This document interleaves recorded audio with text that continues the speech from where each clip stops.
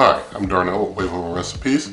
Today I'm going to be cooking up some baby back ribs in the Cuisinart Chef's Convection toaster oven. Let's see how it does cooking up some nice, tasty baby back ribs right now.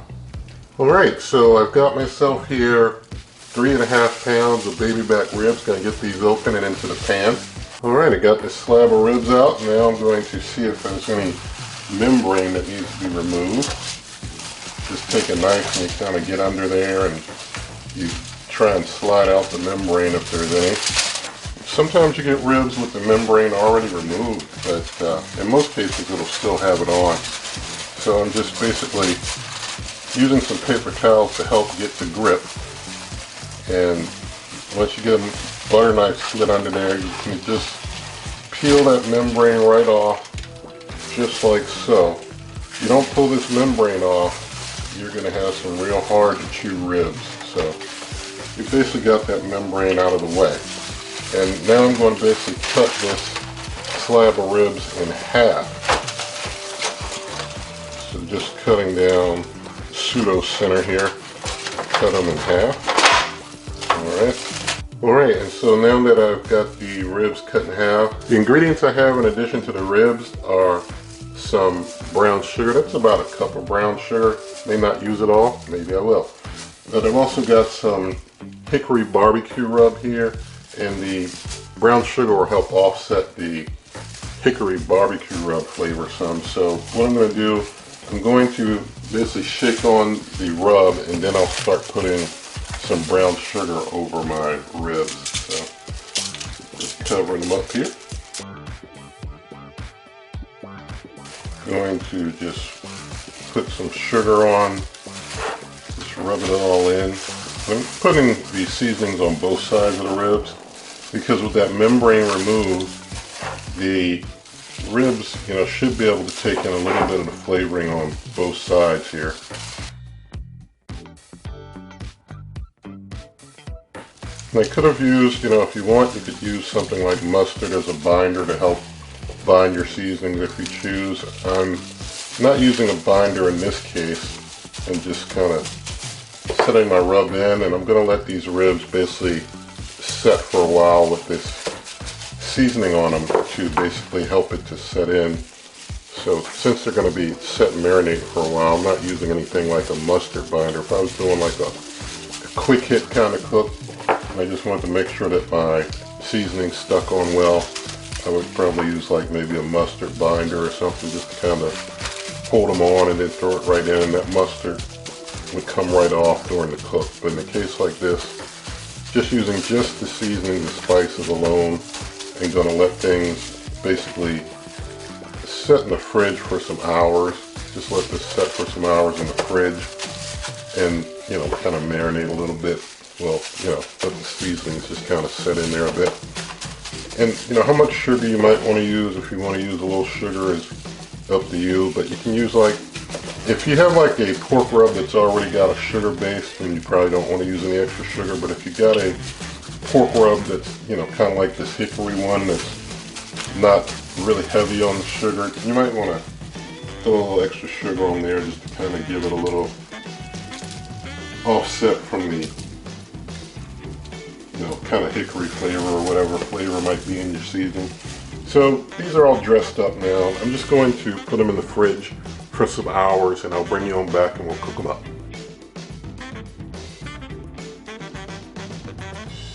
Alright, so I let the ribs stay in the fridge for about 6 to 7 hours. You can do overnight if you choose, but I transferred them from the pan that I had in the fridge to this USA steel pan that I like to use for these types of cooks, because it's nice and big and it holds the ribs, both half slabs real nice. So put them in there and put them on rack level number 2 in the cooker.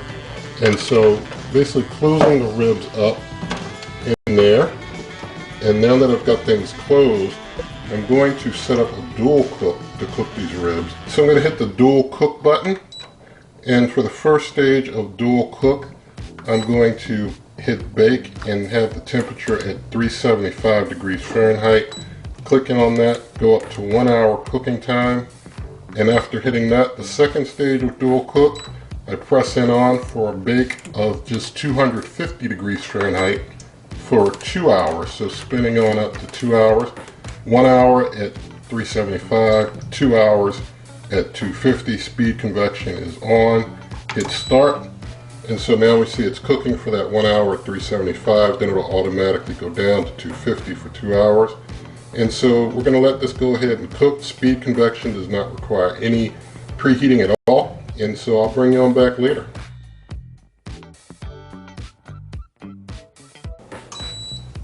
Alright, the cook has just finished the full 3-hour process. And so going to open things up and get on in here. Get these ribs out. And they look nice to me. Tell me in a comment how these look to you. Just set them down right here.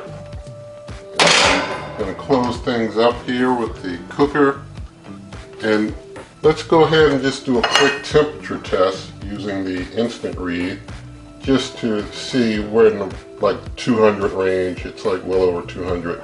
Very tender. Look how easy I'm poking. It's a little, you know, just on the exterior it's a little tight, but once you get in it's real tender, and this one is real tender.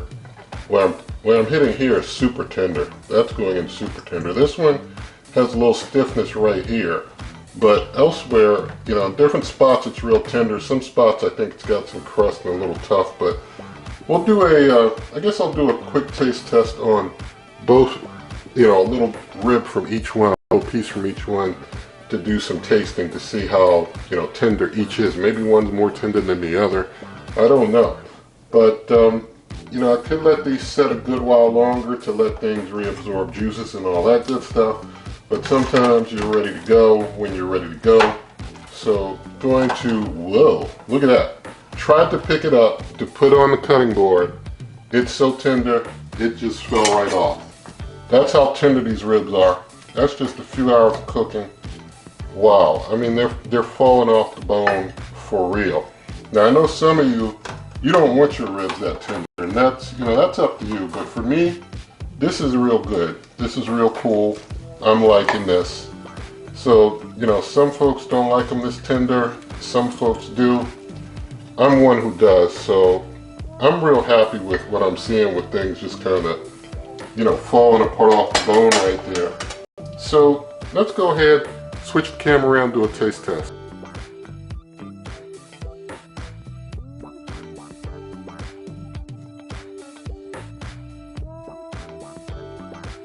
Alright, so here's our tender falling off the bone ribs. So I'm just going to do a bite of each one. So let's taste this one.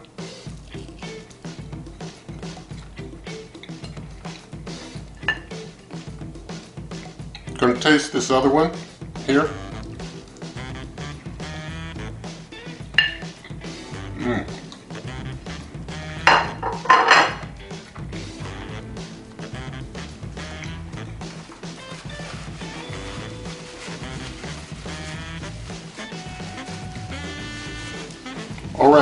Alright, the ribs are super duper tender. You know, I might even say they're a little more tender than I even like for my taste of tenderness, because they're so tender. I mean, they really are tender. I mean, tender to the point they're a little mushy. You know, a little mushy tender. You know, sometimes it can get a little too tender that they're a little mushy. And these are just a little mushy on the mushy end. You know, so maybe, you know, could have gone for that 250 part. Maybe gone for a little less time than that, but for 3 pounds I wanted to go, you know, do a full 3 hours since it was 3 pounds to, you know, make sure that they were nice and fully cooked and really tender. And so we achieved that. I do think, you know, maybe a little less time on the 250 end may have made them just a little more firmer. So, you know, probably could have done 90 minutes on that 250 piece to make them just a little firmer than they are. But all the same, turned out real nice. They are very tender, real easy bite, no trouble at all. I mean, I think if you got somebody, you know, who has trouble chewing, they won't have any problem with these ribs. They turned out good. You know, you can do yours your way. The seasoning is real nice touch on the seasoning. So that turned out real good there. And so you'll be able to find a link to the recipe in the video description. Also, you can always go to superwaveovenrecipes.com, get written recipes for this and others that you might want to print off, keep in your kitchen. Also, you can always come to this YouTube channel by going to waveovenrecipes.com. I'm on Twitter and Instagram at waveovenrecipes. Also, you can find in the video description ways to help this channel, and you can get referral links and all that other good stuff as well. And if you like this video, please give it a thumbs up, share the video with a friend, leave your comments, subscribe to the channel, hit that notification bell, and good eating.